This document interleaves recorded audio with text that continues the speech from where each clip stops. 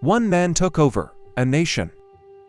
They called him El Fantasma, the ghost, because nobody knew where he came from and nobody could ever find him.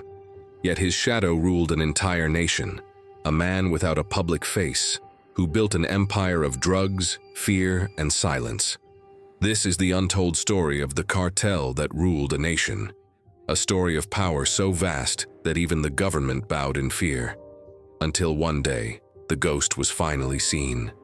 It started in the 1990s, when poverty and corruption created the perfect soil for crime to grow.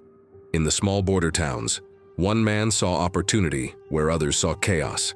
His real name was Raul Vega, a former soldier trained in tactical warfare. After being discharged from the army, Raul used his military knowledge to build something new, a network. At first it was small, smuggling cocaine hidden in fruit crates, paying off customs officers, making quiet deals with desperate farmers. But within 5 years, Raul wasn't just smuggling drugs. He was running an operation that controlled 90% of the nation's narcotics trade. They called his organization La Sombra, the Shadow Cartel. He had money, power, and a message. You can fight me, or you can work for me. And soon, even politicians chose the second option. By the 2000s, La Sombra wasn't a gang. It was a parallel government. They built schools, gave out food, and paid salaries in exchange for loyalty. People began to trust the cartel more than the police. Raul Vega became a ghostly legend. No one had ever photographed him. No one knew his voice. But his orders were carried out by hundreds of lieutenants spread across cities. Money laundering, arms dealing, and political bribery. La Sombra had their hands in everything. They even funded construction companies, hospitals, and news outlets, all to clean their money and protect their image. But every empire has cracks. And Raul made his first mistake when he ordered the death of Colonel Javier Ortiz, a decorated anti-narcotics officer. Ortiz's death sparked a silent war, not between gangs, but between the cartel and the nation's intelligence agency. A young intelligence officer named Lucia Torres took the case. She wasn't afraid of La Sombra. She had lost her brother to one of their raids. For 2 years, she tracked financial transactions, phone signals, and coded messages sent through encrypted apps. What she uncovered shocked even her superiors. A list of government officials secretly working for Raul Vega. Judges, police chiefs, and even members of parliament were on the cartel payroll.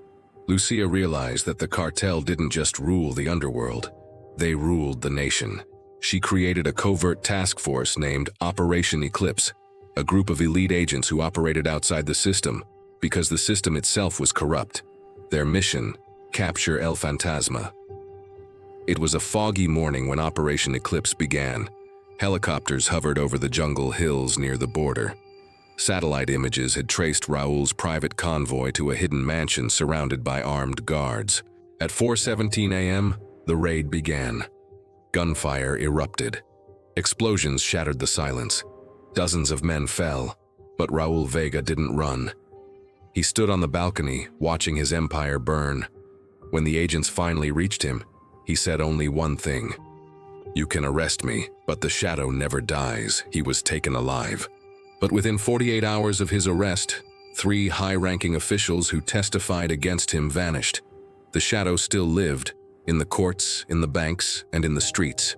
Today, Raul Vega sits in a maximum security prison, serving a life sentence. But his cartel, it didn't die. It simply changed names, faces, and cities.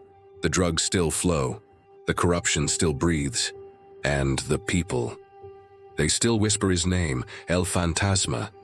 Because when power becomes invisible, when fear becomes the law, the cartel doesn't just rule the streets, it rules the nation.